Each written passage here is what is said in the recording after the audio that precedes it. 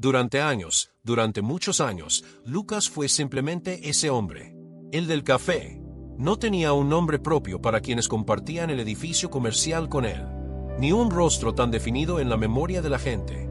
Simplemente era una figura que aparecía cada mañana, puntualmente, empujando un sencillo carro metálico con ruedas que crujían un poco hacia la izquierda. Un carrito que llevaba botellas de termo con café preparado, vasos desechables apilados en torres frágiles, azúcar y edulcorantes en sobres, y esa sonrisa constante que casi nadie correspondía. Lucas siempre llegaba antes de que el sol despejara completamente el horizonte, cuando el edificio aún estaba envuelto en ese particular silencio de las mañanas en las grandes ciudades, cuando el viento helado de Sao Paulo cortaba los rostros de quienes se apresuraban por las calles. Aparcó su carrito en una esquina estratégica del vestíbulo, justo después de los torniquetes, y esperó. Esperó pacientemente al primer ejecutivo que bajaría del ascensor con la mirada fija en su móvil, con prisa, siempre con prisa. Esperaba al encargado, que pasaría sin saludar a nadie en particular. Esperaba a los que llegaban con sus abrigos planchados con esmero, la corbata impecable, el reloj brillando en sus muñecas como un trofeo de guerra contra el tiempo. Y cuando llegaban, Lucas ofrecía su café con una sonrisa genuina que irradiaba de su rostro como lo único real en ese edificio de cristal y acero. Una sonrisa que comunicaba amabilidad, humildad y la aceptación de ese lugar que ocupaba en el mundo. Algunos tomaron el café sin siquiera mirarle la cara. Pasaban como si fuera un equipo, una máquina automática que hablaba y respiraba con naturalidad. Otros le hablaban como si hablaran a través de un cristal insonorizado, como si pudieran verle pero no pudieran oírle realmente. Todavía había quienes simplemente fingían no verlo, apartando la mirada como si hubiera algo contaminante en esa presencia humana que solo ofrecía café y educación. Lucas nunca respondió de forma grosera a ninguno de esos gestos. Nunca permitía que la frialdad de los demás se convirtiera en hostilidad en sus palabras. Cuando alguien le ignoraba, simplemente ajustaba el carrito, respiraba hondo y pasaba al siguiente cliente. Cuando alguien le miraba por encima del hombro, simplemente ofrecía su café con aún más amabilidad, como si ese desaire fuera solo una ilusión temporal que pronto se disiparía. Cada día era igual. El mismo carrito, los mismos termos, la misma sonrisa, la misma educación. Pero había algo en los ojos de Lucas que nadie podía alcanzar. Había profundidad ahí, una inteligencia contenida, un conocimiento que parecía hacer que su mirada fuera más pesada de lo esperado. Había historias en sus manos, marcas que el tiempo no podía borrar por completo. Se podía ver en él cierta resignación, pero también una paciencia que no era pasiva. Era una paciencia activa y vigilante, como la de quien espera el momento adecuado para algo que sabe que inevitablemente llegará. Nadie lo imaginó. Nadie entre los que atravesaron apresuradamente ese vestíbulo podía imaginar que, antes de ponerse ese delantal destartalado y descolorido, antes de empujar ese sencillo carrito por las frías mañanas de Sao Paulo, Lucas había sido uno de los mejores ingenieros de software del país. No era de los buenos. No era uno de los prometedores. Fue una de las mejores. El tipo de profesional que las universidades citaban como ejemplo de excelencia. El tipo de genio que otras empresas intentaban contratar ofreciendo fortunas. Hace unos 10 años, Lucas era una persona completamente diferente. O quizás, pensándolo bien, era la misma persona en una versión que el mundo podía entender y valorar. En ese momento, dirigía una empresa tecnológica que había crecido exponencialmente. Valor de mercado en millones de reales. Oficinas en 3 ciudades diferentes. Clientes que representaban a los nombres más importantes del país, empresas que dependían de sus sistemas, su visión, su capacidad para anticipar problemas antes de que se convirtieran en crisis. Luke era joven en aquellos días. Tenía poco más de 35 años, pero era una edad que no se mide en rotaciones alrededor del Sol, sino en competencia acumulada. Fue brillante, indudablemente. Sus códigos eran elegantes, eficientes, prácticamente poéticos en la forma en que resolvían problemas complejos. Era respetado por sus empleados, temido por sus competidores, admirado por quienes entendían la tecnología al nivel que él. Tenía una mujer que le quería, niños que crecieron viendo a su padre como un hombre importante, una casa que reflejaba su éxito, un coche que susurraba poder cada vez que arrancaba el motor. Viajó a conferencias internacionales. Daba conferencias a audiencias que colgaban de sus labios. Recibió premios que alineó en su despacho. Era respetado en los círculos que importaban. Tenía amigos, o eso creía, gente que le llamaba para saludarle, que le invitaba a cenar, que se sentaba a su lado en eventos importantes. Hubo fotógrafos que registraron su entrada en las aulas de seminario. Había periodistas que querían su opinión sobre las tendencias tecnológicas. Había inversores que soñaban con ser sus socios. Pero todo cambió en un momento que Luke aún podía localizar con precisión en su memoria. Era un jueves de primavera cuando las calles se llenaban de flores moradas cayendo de los árboles. Había descubierto algo que no debería haber descubierto. Algo que estaba oculto en el número de sus grandes clientes, un complejo esquema de corrupción que involucraba no solo a sus inversores, sino también a grandes personas, personas importantes, personas con conexiones que iban más allá del mundo empresarial y penetraban profundamente en las estructuras gubernamentales. El plan era sofisticado, financiación ficticia, proyectos que nunca existieron, dinero que circulaba en círculos para blanquear de origen dudoso. Lucas había descubierto porque era la naturaleza de su genialidad, ver patrones, ver anomalías donde otras personas solo veían números, comprender la lógica perversa detrás de operaciones cuidadosamente camufladas. Cuando sus manos tocaban los teclados, cuando sus ojos recorrían líneas de código y registros de transacciones, algo dentro de él simplemente sabía dónde buscar la mentira. Y cuando lo hizo, Lucas hizo lo que su conciencia le ordenó. Eso que cualquiera con un mínimo de sentido de la justicia debería hacer. Él denunció el plan. Buscaba a las personas adecuadas. Autoridades. Periodistas que pudieran exponer la verdad. Recopiló una documentación meticulosa, pruebas irrefutables. Lo recopiló todo en un informe que era prácticamente una obra de arte forense digital, explicando cada transacción sospechosa, cada movimiento de dinero, cada eslabón de la cadena criminal. Esperaba que la verdad tuviera poder.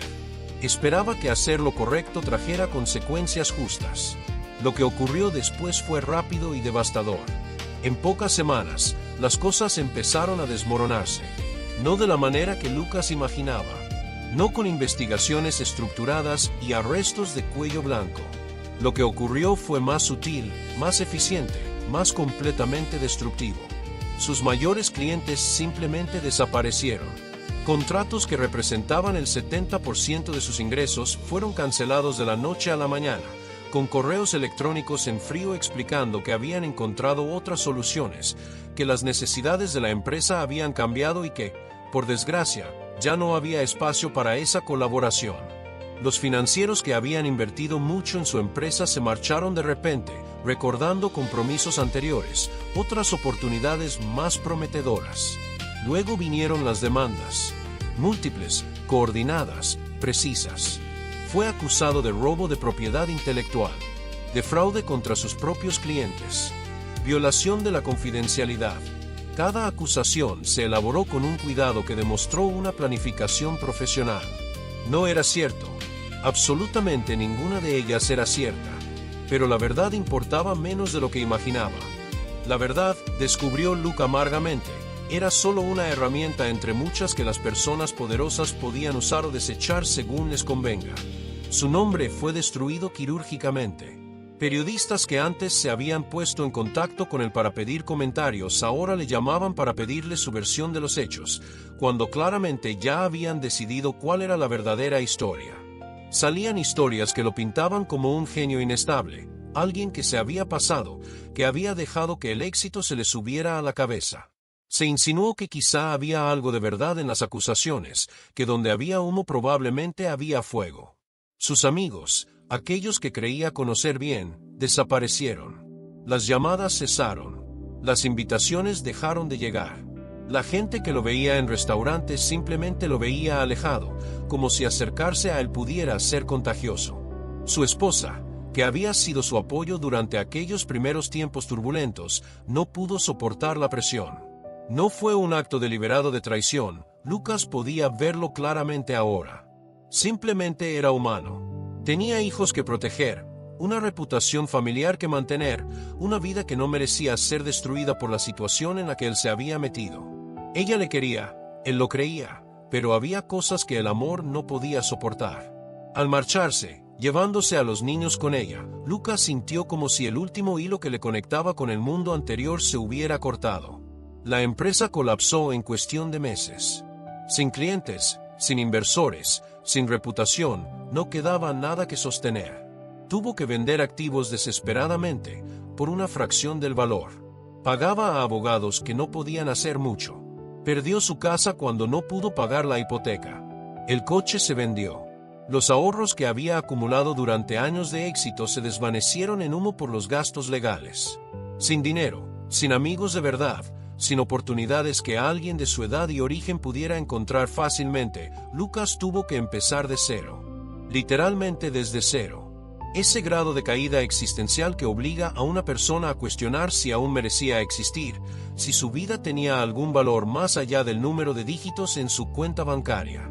Pasaba tiempo en la calle, no por elección, sino por necesidad, porque no tenía a dónde ir. Dormía en albergues, comía en las colas de distribución de alimentos, trabajó en cosas que nunca habría imaginado hacer. Portero en supermercados, limpiador en edificios comerciales, ayudante en obras de construcción. Su cuerpo se adaptó a la pobreza física mientras su mente intentaba adaptarse a la pobreza de perspectiva. Poco a poco, gracias a un programa social que ofrecía formación a los desempleados, Lucas encontró un puesto modesto como técnico de apoyo. No era gran cosa, pero ofrecía un salario pequeño y constante. Alquiler barato en un barrio periférico. La posibilidad de no ser invisible ante la ley de una manera que le hizo encarcelar por vagabundancia. Y entonces, hace unos años, Lucas vio un anuncio sencillo en un portal de empleo. Se buscaba un vendedor de café para un edificio comercial en el centro de Sao Paulo. Experiencia con atención al cliente. Disponibilidad para las horas de la mañana. Salario modesto con posibilidad de propina. Cuando Luke lo leyó, algo dentro de él se movió. Una intuición. Un instinto que no podía nombrar del todo. Decidió presentarse a un cargo público. Y cuando vio que el edificio en cuestión era el mismo, ese mismo edificio donde su empresa había prestado servicios, ese lugar que fue la sede de una de las corporaciones que participó en el proyecto, que se benefició de que su denuncia fuera abortada, que se había beneficiado mientras él se hundía, Lucas entendió que había llegado el momento. Aceptó el trabajo. Y así comenzó otra vida. Una vida más pequeña en apariencia, pero que ocultaba un propósito que Lucas tenía claramente en mente cada amanecer al despertar, cada paso que daba empujando ese miserable carro. Cada día, mientras empujaba su carrito de café y ofrecía bebida caliente con una sonrisa, Lucas observaba. Escuché conversaciones en los ascensores mientras los ejecutivos entraban y salían, conversaciones que asumían que el hombre del café no era lo suficientemente humano para procesar realmente la información. Vio documentos dejados en mesas cerca de donde estaba limpiando. Entendía la estructura empresarial por el patrón de estrés en los rostros de los directivos que pasaban junto a él. Conocía los problemas de la empresa porque la gente hablaba libremente a su alrededor, como si fuera invisible. Escuchó que se tomaban decisiones erróneas. Risas falsas de gente que fingía entender la tecnología cuando claramente no la sabían. Planes que técnicamente eran inviables se discutían con confianza. Decisiones de software que, francamente, fueron desastrosas desde el punto de vista de alguien que realmente conocía el campo. Vio departamentos enteros tomando decisiones que un chico de 20 años que había pasado 2 semanas estudiando el tema podría identificar como equivocadas. Era una posición extraña, la de alguien que veía todos los puntos ciegos de una organización, que comprendía profundamente las debilidades de sus sistemas, que podía desmantelar su infraestructura digital con los ojos cerrados y que al mismo tiempo era invisible para todos los que tomaban las decisiones. Había en esto una perversa sensación de poder, una inteligencia silenciosa que nadie podía reconocer. También había dolor, ira contenida y una paciencia que se acumulaba día tras día como intereses compuestos sobre una deuda que el mundo nunca reconocería. Lucas estaba esperando. Sabía que algo pasaría tarde o temprano. Siempre ocurren cosas malas con sistemas que no se mantienen adecuadamente, con organizaciones que no respetan el marco tecnológico que los sustenta. Una persona que entiende lo suficiente cómo funcionan las grandes máquinas digitales sabe que pueden colapsar. Sabes exactamente cómo y cuándo. Solo tienes que esperar a que se presente la oportunidad. Y entonces, un día, después de que Lucas prácticamente perdiera la cuenta de cuántas mañanas había pasado con su carrito en ese vestíbulo, todo cambió de repente. Era martes. Un martes cualquiera. El tipo de día que pasa sin dejar huella, sin indicios especiales de que algo extraordinario estuviera a punto de ocurrir. Pero temprano esa mañana, antes incluso de que Lucas llegara con su carrito de café, algo se rompió en los sistemas de la empresa. No era un problema menor. Era algo más grande, más fundamental. Un error de integración entre los servidores principales y la plataforma en la nube, donde la empresa almacenaba prácticamente toda su información operativa. Datos de transacciones, registros de clientes, proyectos en curso, todo era inaccesible. No era algo que durara media hora y se resolviera. Era el tipo de cosas que podían durar horas, o días, o posiblemente semanas, dependiendo de la gravedad del error y la competencia de quienes están a cargo de solucionarlo. Cada minuto sin acceso a ese sistema, la empresa perdía dinero. Los clientes no podían acceder a sus cuentas. Las transacciones pendientes estaban atascadas. Toda la operación empezaba a venirse abajo como un castillo de naipes mal construido. A esas horas, en las primeras horas de la mañana, el caos ya se había apoderado de los pisos superiores del edificio. Lucas lo sabía porque podía oír las olas de pánico recorriendo el edificio, los ecos de voces fuertes, el tono urgente de la gente que empezaba a entender que ese día no sería ordinario. Se llamó a los técnicos. Personas en departamentos de TI que normalmente trabajaban en problemas muy menores, problemas de soporte que implicaban restablecer contraseñas y reiniciar ordenadores. Subieron a los pisos superiores con expresiones de inquietud en el rostro, llevando cables y preguntas que no podían responder.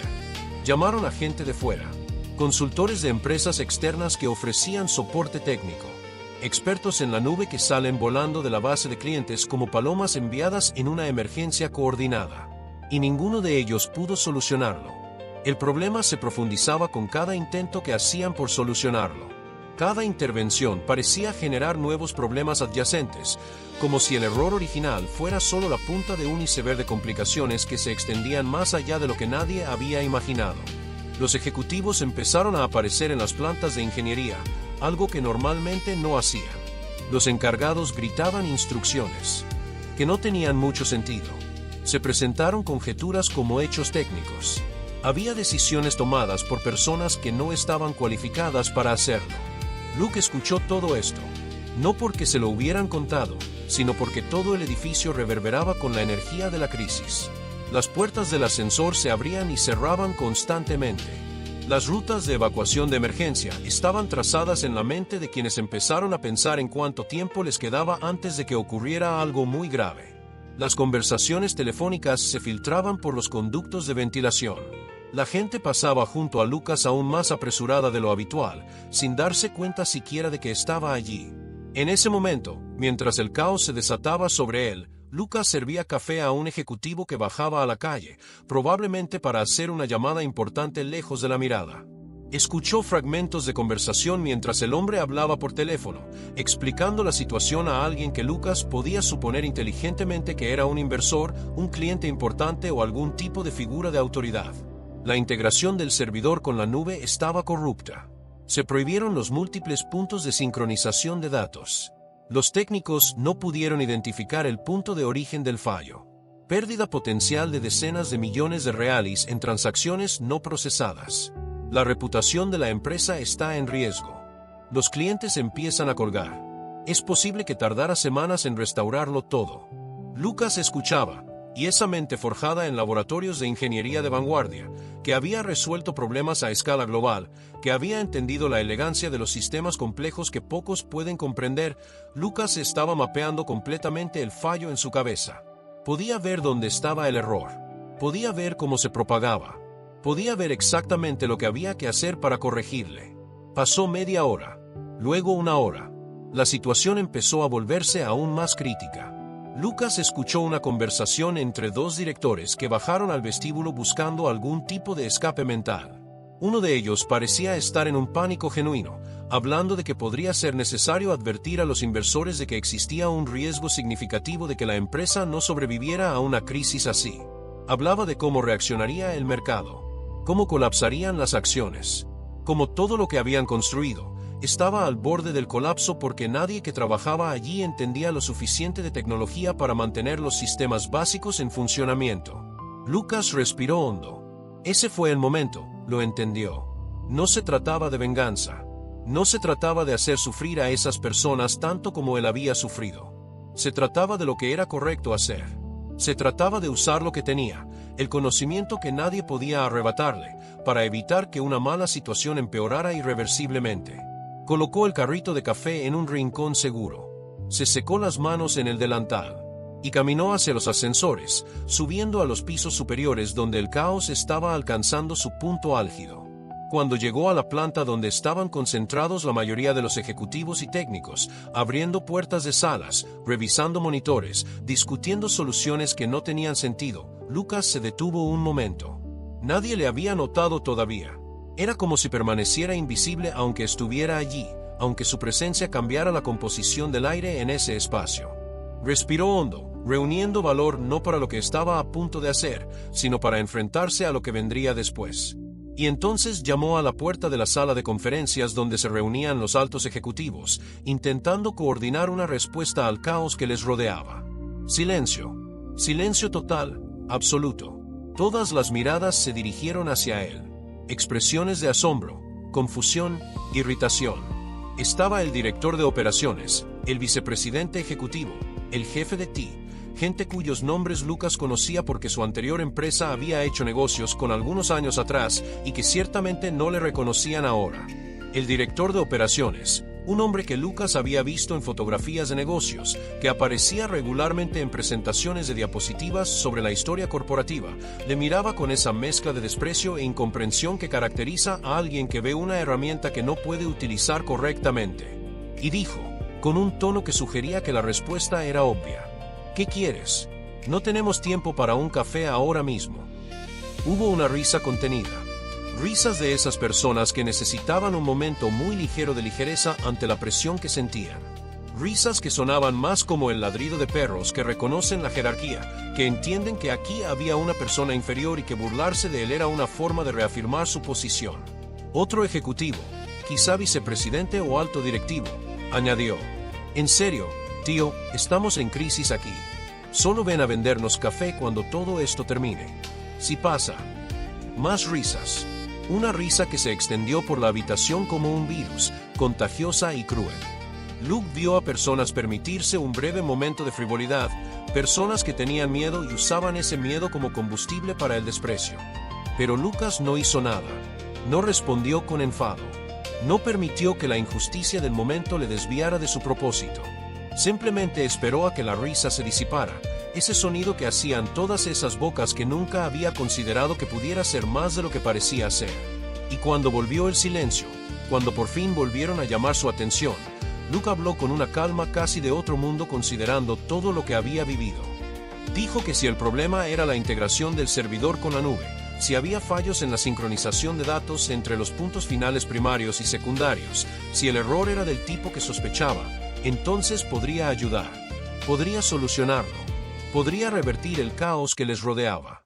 Esas palabras salieron de su boca con la precisión y confianza de quien sabe exactamente lo que dice. No hubo duda, no había duda. Solo estaba la afirmación de un hecho que sabía tanto al desembarcar como a su propio aliento. La sala se quedó paralizada. Esa frivolidad desapareció al instante, sustituida por una especie de asombro mudo. Personas que acababan de reír ahora le miraban con expresiones que sugerían que quizá habían oído mal. El director de operaciones parpadeó lentamente, como intentando procesar lo que acababa de decirse. ¿Y tú?, preguntó, y su voz llevaba esa mezcla de incredulidad y casi una diversión herida. Tú, el del café. No había desprecio abierto en su voz, no exactamente. Simplemente existía la realización de una imposibilidad. La realización de que alguien que servía café, alguien cuyo nombre nadie conocía siquiera el nombre completo, alguien que prácticamente no tenía presencia en esa jerarquía corporativa, que alguien sugiriera que podrían resolver un problema que expertos caros no lograban resolver era simplemente risible. Lucas respiró hondo. Miró a ese hombre, a esas otras personas en la sala, y comprendió en ese instante exactamente lo que era ser verdaderamente invisible, ser alguien cuya inteligencia, cuya competencia, cuya humanidad básica estaba tan completamente oculta por una primera impresión que ningún conocimiento podía atravesar ese velo.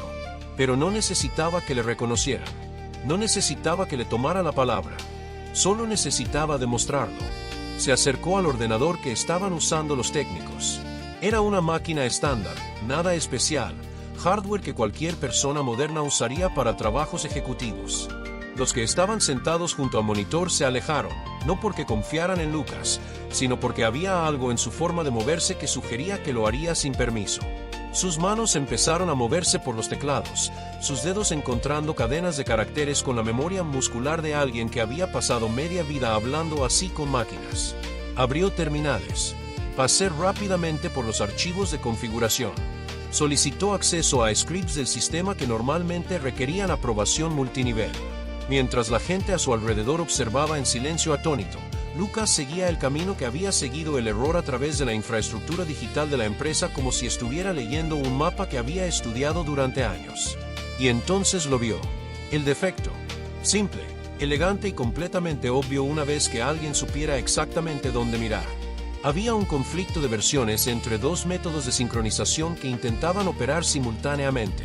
Cada uno pensaba que el otro transmitía datos incorrectos, así que ambos entraron en un estado de rechazo, negándose a sincronizar nada hasta que el otro se apagaba. Pero nadie había apagado correctamente ninguno, así que había un proceso corrupto que seguía funcionando, generando errores indefinidamente. Lucas tecleó una serie de órdenes. No había muchas, quizá 20 líneas de código, instrucciones escritas con tal economía de movimiento que sonaban a poesía. Instrucciones que aislaban el proceso corrupto, que mataban sus múltiples instancias simultáneamente, que forzaban un reinicio controlado de la sincronización con un protocolo seguro. Ejecutó las órdenes. Toda la sala contuvo la respiración. Esperó quizá 10 segundos, que parecían durar 12 horas, mientras el sistema procesaba lo que había indicado. Y entonces, con una suavidad casi anticlimática ante toda la tensión, las pantallas empezaron a parpadear. Los salpicaderos que estaban rojos por los errores empezaron a volver a la vida. Los datos empezaron a fluir. La sincronización empezó a ocurrir con normalidad. Los indicadores que monitorizaban la salud de los sistemas empezaron a pasar de rojo a naranja, luego a amarillo, y después a un verde perfecto. Se restableció la integración. Los datos se estaban sincronizando correctamente. La crisis había terminado. Todo esto le había llevado quizás 5 minutos de su tiempo. 5 minutos. Y todo lo que antes era imposible unos minutos ahora volvía a ser posible. Todo lo perdido ya estaba recuperado. Quizá había 1 millón de reais en transacciones que habían estado en riesgo. Estaba toda la reputación de la empresa que había estado al borde del desastre total. Había clientes a punto de colgar, contratos a punto de ser cancelados, inversores a punto de retirar su fideicomiso. Había ejecutivos que literalmente estaban a minutos de hablar con sus consejos de administración sobre cómo empezar a liquidar activos. Y ahora todo estaba bien. Nadie dijo nada. La sala estaba en absoluto silencio. No era el silencio habitual de una sala de espera. Era algo diferente. Era el silencio de personas cuya comprensión de toda una situación se había invertido literalmente en 5 minutos. El silencio de alguien que acababa de presenciar algo que contradecía por completo sus suposiciones sobre el mundo. Uno de los ejecutivos, un hombre mayor que parecía ser quizá vicepresidente de algo importante, empezó a hacer una pregunta. Su voz salió temblorosa, insegura. ¿Quién? ¿Quién eres? Era una pregunta sencilla. Una pregunta que debería tener una respuesta igual de sencilla. Un nombre, quizá una descripción profesional. Pero esa pregunta tenía mucho más peso. No se trataba de identidad factual. Se trataba de quién era realmente, cuál era la naturaleza de una persona que podía parecer invisible a simple vista y que al mismo tiempo poseía conocimientos que podrían salvar a toda una empresa de un desastre total. Lucas respiró hondo. Miró a ese hombre, a los otros ejecutivos alrededor, a los técnicos que se acurrucaban en sus sillas, dándose cuenta de que había alguien allí que sabía infinitamente más que cualquiera de ellos. Y respondió con una voz calmada, medida, pero que llevaba un peso acumulado a lo largo de los años. Soy el hombre al que has subestimado durante años. Soy alguien que estuvo aquí todos los días, visible e invisible a la vez. Soy alguien que podría haber sido el mejor aliado que esta empresa ha tenido jamás. Pero elegiste despreciarle. Eligieron verlo como menos que humano. Y me hice la oportunidad de demostrar, por fin, quién soy realmente. Mientras hablaba, Lucas sintió que algo dentro de él se transformaba. No era simplemente satisfacción. No era solo la validación de la respuesta que había imaginado todos esos años sirviendo café, todas esas frías mañanas empujando su carrito. Era algo más profundo. Era la sensación de que, por fin, tras tanto tiempo que había empezado a parecer infinito, la verdad había encontrado su camino a la superficie. Que su humanidad, su inteligencia, su valor que había sido tan completamente negado, finalmente se habían visto. El director de operaciones se levantó de su silla, y había esa mezcla de emociones en su rostro que sugería que por fin estaba comprendiendo la magnitud de lo ocurrido. Otras personas empezaron a susurrar entre ellas. Los técnicos que no habían conseguido resolver el problema miraban sus propias manos como si fueran apéndices de otros, cosas que no les pertenecían del todo. Ese día, la verdad se reveló. No a través de una confrontación dramática en la sala del tribunal, no a través de periodistas que finalmente descubrieron lo que le había pasado a Lucas años atrás, ni mediante una restauración de su reputación que pudiera reconstruirse en una narrativa clara. La verdad se había revelado a través de lo que Luke siempre supo que sería su respuesta final, su habilidad, tu competencia. Su inteligencia incuestionable se presentaba no como un argumento sino como un hecho, como una realidad que nadie podía negar ni ignorar. Y por primera vez en mucho tiempo, cuando Lucas salió de esa sala y empezó a bajar de nuevo al vestíbulo, de vuelta a ese lugar que había ocupado durante esos años, permitió que una sonrisa se dibujara en su rostro. No era una sonrisa de venganza. No era una expresión de triunfo malvado ni de satisfacción perversa. Era una sonrisa de paz. Una sonrisa de alguien que por fin había completado el camino de demostrarse a sí mismo, y se sabía que el resto del mundo la había presenciado. La historia de Luke no había terminado ese día, por supuesto. Las consecuencias de lo ocurrido se propagaron por la empresa como olas que cruzan un lago cuando una piedra es lanzada a su superficie. Pero el momento crucial, ese punto de inflexión en el que Luke había dejado de ser invisible y había vuelto a ser real en la percepción de todos a su alrededor, ese momento finalmente había llegado. Y al empujar su carrito de café al día siguiente, saludando a las mismas personas con la misma sonrisa, desde ese momento delante todos le vieron de forma diferente. Todos vieron en el hombre del café algo que no habían visto antes. Veían a alguien que había estado ahí todo el tiempo, viéndolo todo, entendiéndolo todo, esperando pacientemente el momento adecuado para revelar lo que siempre había sabido que estaba ahí dentro de él.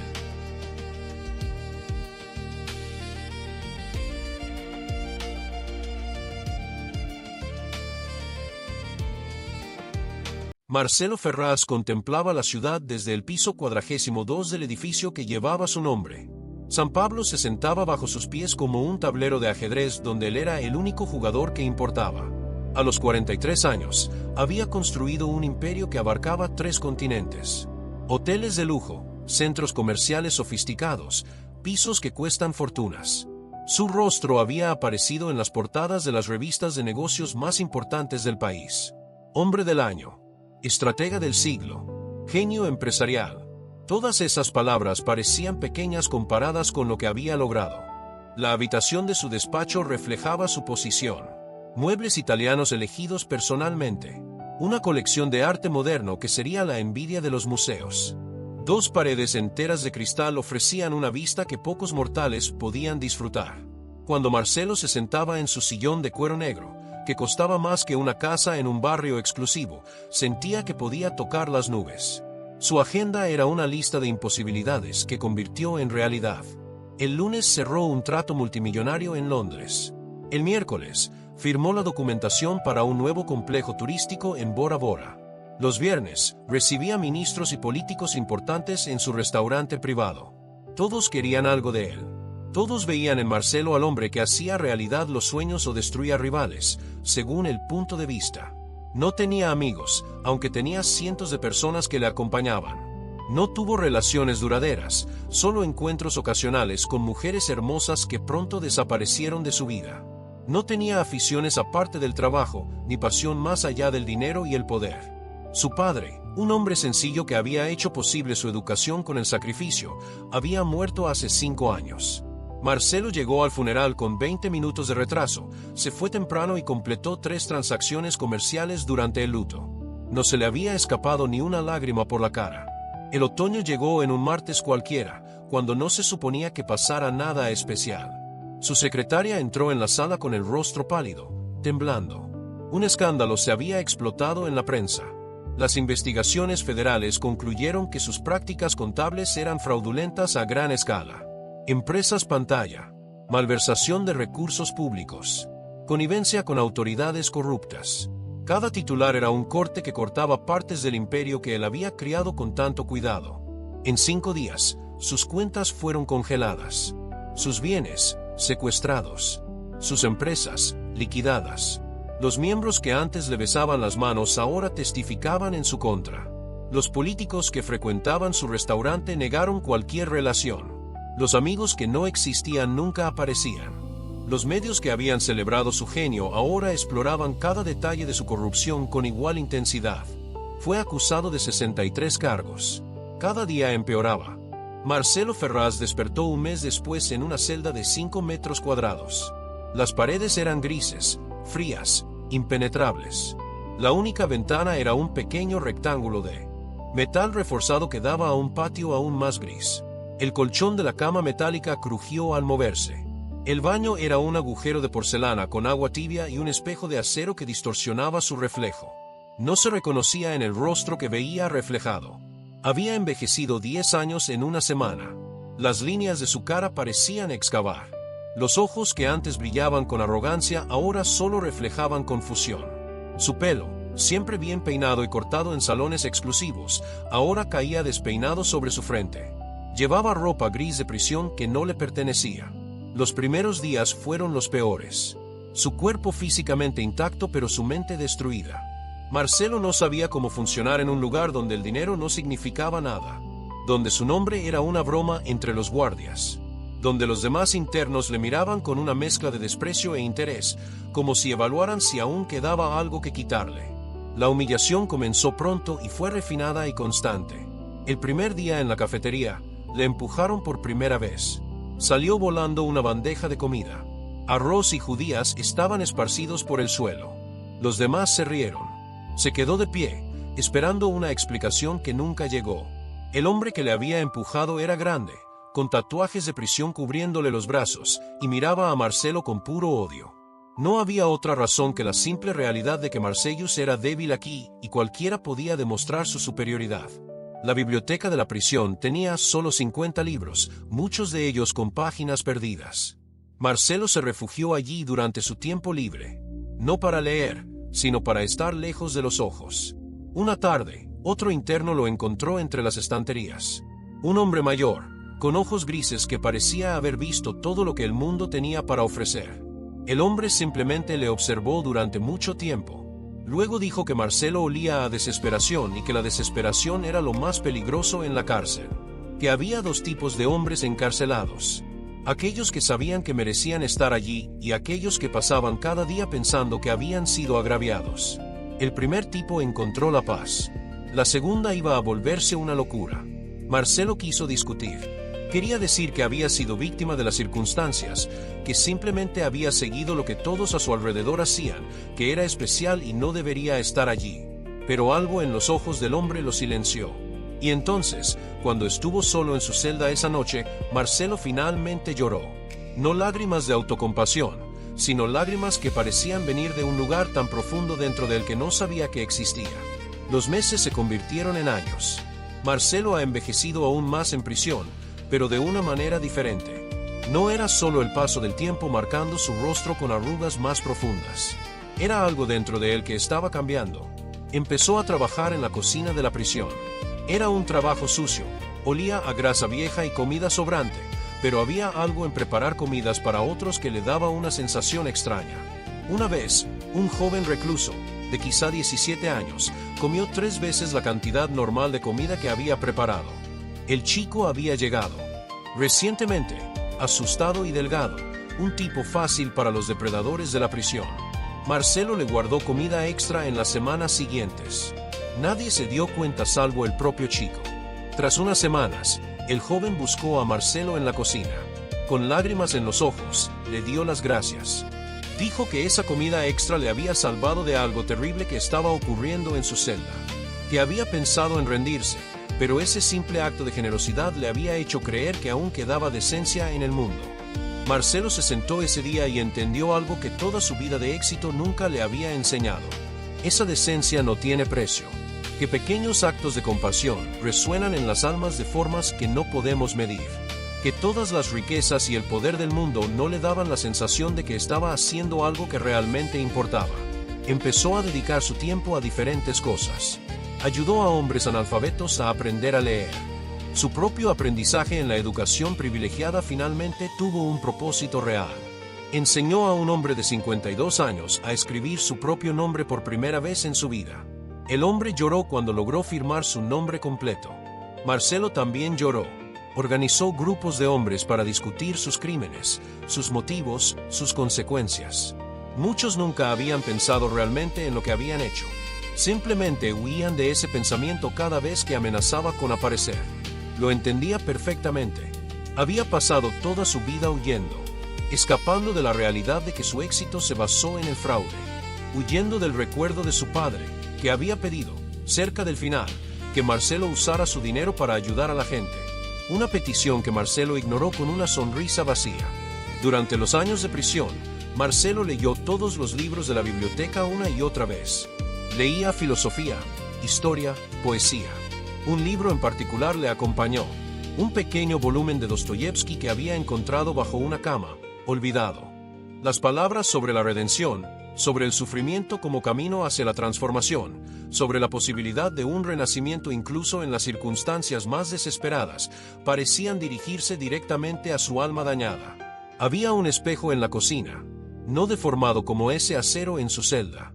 Un día, 7 años después de su arresto, Marcelo se vio reflejado en él y apenas reconoció a ese hombre de pelo gris, rostro delgado, ojos que brillaban con algo que no era arrogancia. Había sufrimiento, sí, pero también paz. Una paz que nunca había conocido a pesar de toda su riqueza. La noche antes de su liberación, el hombre gris volvió a encontrarse con Marcelo en la biblioteca. Solo estaban ellos dos. El anciano se sentó a su lado sin decir nada durante mucho tiempo. Luego dijo que había visto a Marcelo cambiar, que había visto a un hombre rico y vacío convertirse en un hombre pobre y pleno, que la mayoría de la gente nunca entendería lo que había pasado allí, pero que el mundo necesitaba hombres que hubieran tocado fondo y se reencontraran a sí mismos. Marcelo respiró hondo. Preguntó qué había hecho el anciano para estar allí. El hombre gris solo sonrió y dijo que ya no importaba, que solo importaba lo que ambos decidieran hacer con el tiempo que aún les quedaba. La puerta de la prisión se abrió para Marcelo en una mañana soleada. Literalmente, porque había llovido toda la noche y ahora el mundo brillaba. Caminaba solo. No había nadie para recibirle. No había ningún coche de lujo esperando. No hubo flash de cámara. Solo una calle vacía y el sonido de su respiración. Tenía 50 años. Su cuerpo seguía fuerte, endurecido por años de duro trabajo en prisión. Su rostro reflejaba historias de sufrimiento y transformación. Su ropa era sencilla, prestada de un programa de rehabilitación. Llevaba 400 reales en el bolsillo y la dirección de un hostal. Marcelo caminaba por las calles de Sao Paulo como un fantasma que revisitaba un lugar que una vez conoció. El edificio de 42 plantas que llevaba su nombre seguía allí, pero ahora tenía el nombre de otro hombre en la fachada. Los hoteles que había construido seguían funcionando, pero sin su toque, sin su visión. La ciudad se había recuperado de su caída tan rápido como le había emocionado durante su ascenso. En los meses siguientes, Marcelo trabajó en lugares que nunca había imaginado trabajar. Ayudante en una obra, limpiador en un hospital, vendedor de agua en semáforos durante el abrasador calor del verano. Sus dedos que antes firmaban documentos multimillonarios ahora llevaban ladrillos. Su espalda, que antes solo se doblaba ante los espejos, ahora se doblaba bajo el peso del trabajo físico. Pero ahora había algo diferente. Cada obra tenía un propósito. Cuando ayudé en la construcción, vi que la estructura que ayudó a levantarla sería vivienda para familias. Cuando limpié el hospital, vi el alivio en los ojos de los pacientes cuando estaban en un lugar limpio y digno. Cuando vendía agua, veía a niños pequeños bebiendo y dándoles las gracias. Tras un año viviendo en la pobreza, surgió una oportunidad. Una organización de bienestar social lo buscó. Habían oído hablar de un hombre que había sido rico, lo había perdido todo y ahora dedicaba su vida a ayudar a presos y personas sin hogar. Querían que ayudara a construir un programa de rehabilitación. Marcelo aceptó.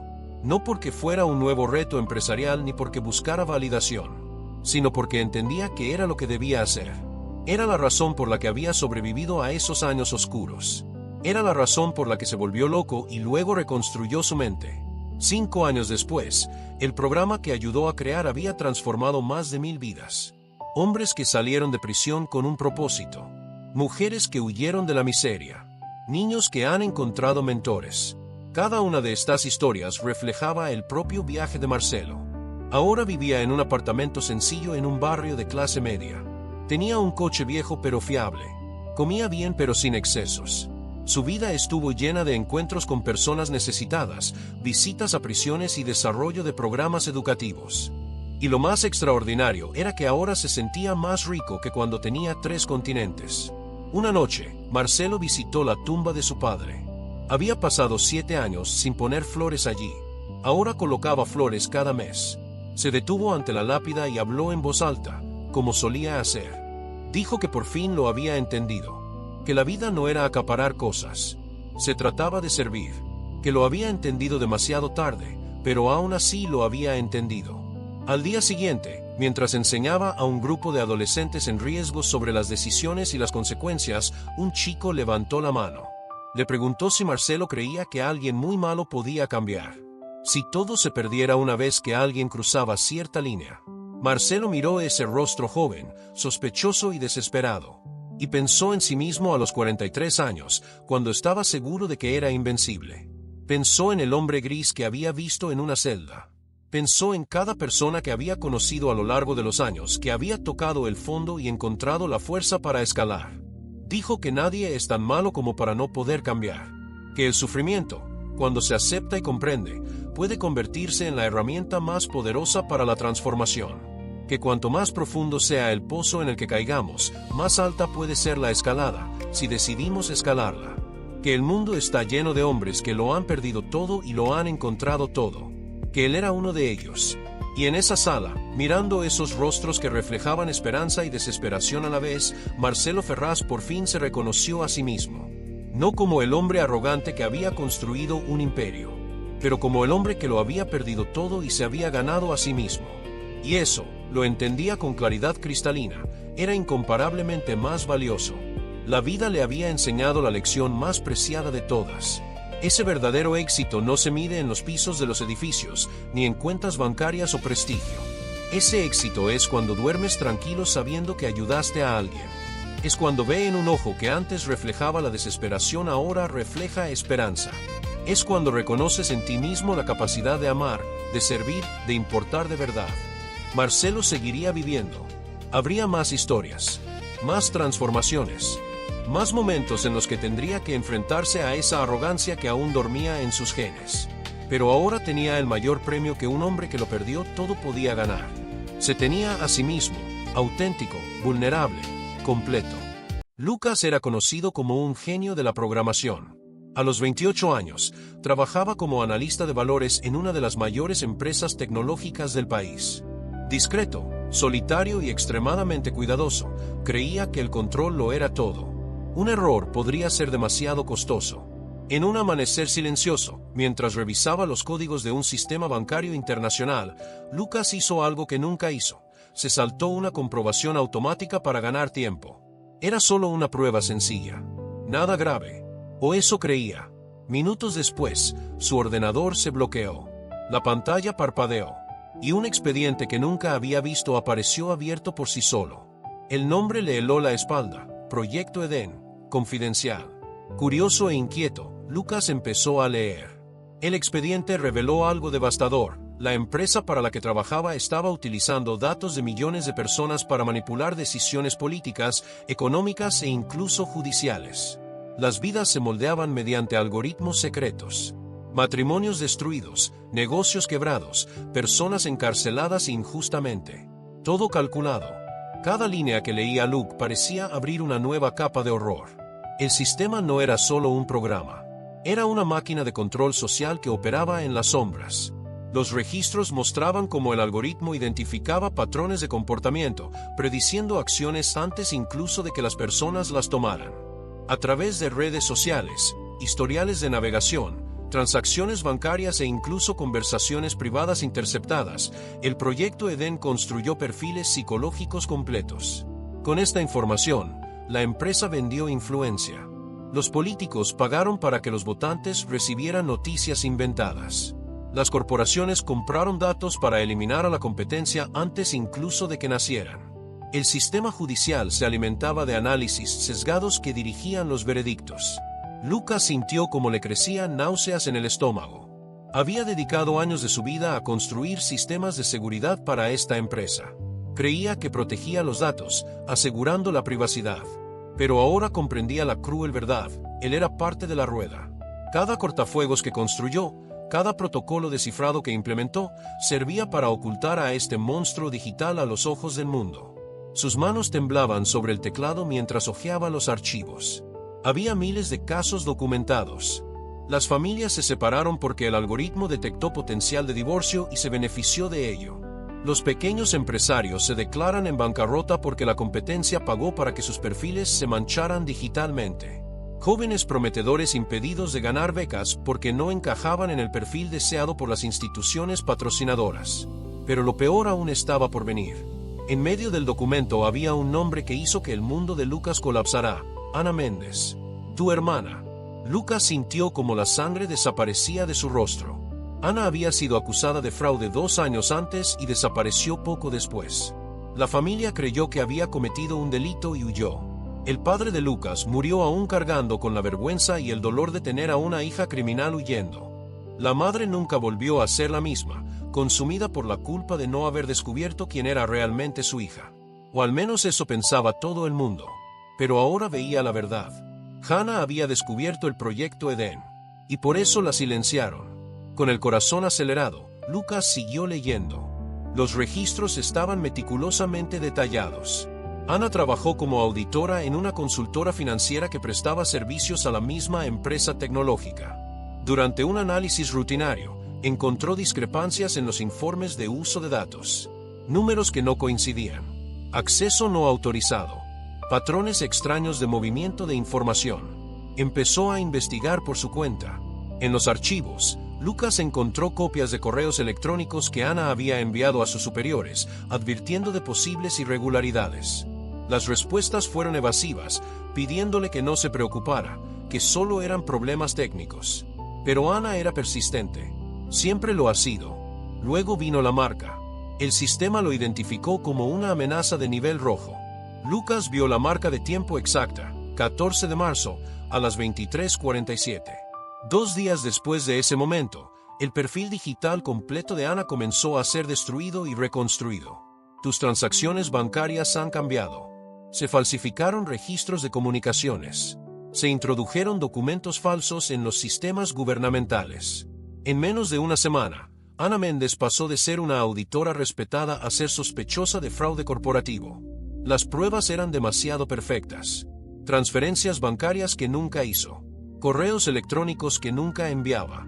Contratos que nunca firmó. Todo meticulosamente construido por el algoritmo. Lucas recordaba el día en que la policía apareció en casa de sus padres. Recordaba la cara pálida de Ana cuando le mostraron las acusaciones. Juró inocencia, pero las pruebas eran irrefutables. O al menos así parecía.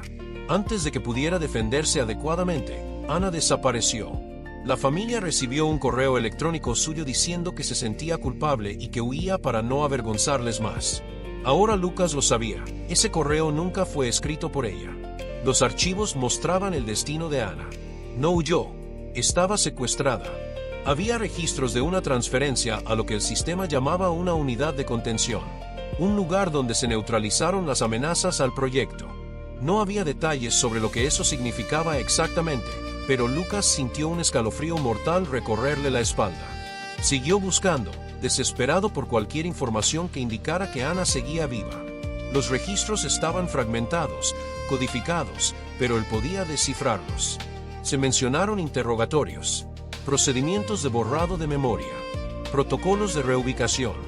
Entonces encontró una línea que casi le detuvo el corazón: estado actual, activo, perfil reconstruido, trasladado como María Silva, ciudad de Campo Verde, función doméstica. Ana estaba viva, pero ya no era Ana.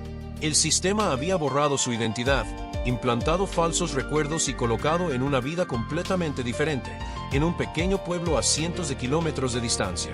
Probablemente ni siquiera recordaba quién era realmente, que tenía una familia, que tenía un hermano que nunca dejaba de buscar respuestas.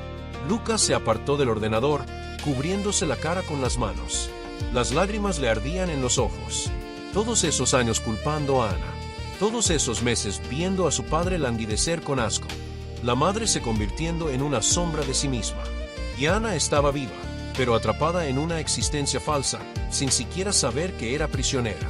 En ese momento, Lucas entendió, no había perdido a su hermana. Había sido borrado. El simple error que cometió, ese cheque que se saltó para ganar tiempo, abrió una puerta que nunca podría cerrarse. Ahora tenía dos opciones: fingir que nunca había visto nada o convertirse en el siguiente nombre de la lista. Lucas miró la pantalla. El expediente seguía abierto, brillando como una invitación y una amenaza a la vez. Sabía que la empresa tenía sistemas de monitorización. Sabía que cada segundo que pasaba con ese archivo abierto aumentaba las posibilidades de ser detectado. Probablemente ya se activaban los disparadores automáticos. Se están enviando alertas. Su nombre se añadió a la misma lista que destruyó a Ana. Pero algo había cambiado dentro de él. El descubrimiento no solo trajo horror, aportó claridad. Durante años, Lucas ha construido su vida sobre la ilusión del control. Creía que siguiendo los protocolos, siendo cuidadoso, evitando riesgos, estaría a salvo. Ahora veía que el verdadero peligro nunca fue el error humano. Era una confianza ciega en los sistemas que nadie cuestionaba. Pensó en todas las veces que defendió la empresa, todas las presentaciones que hizo sobre seguridad de datos, todas las garantías que ha dado a sus clientes sobre la privacidad. Había sido tan ingenuo. O quizá no.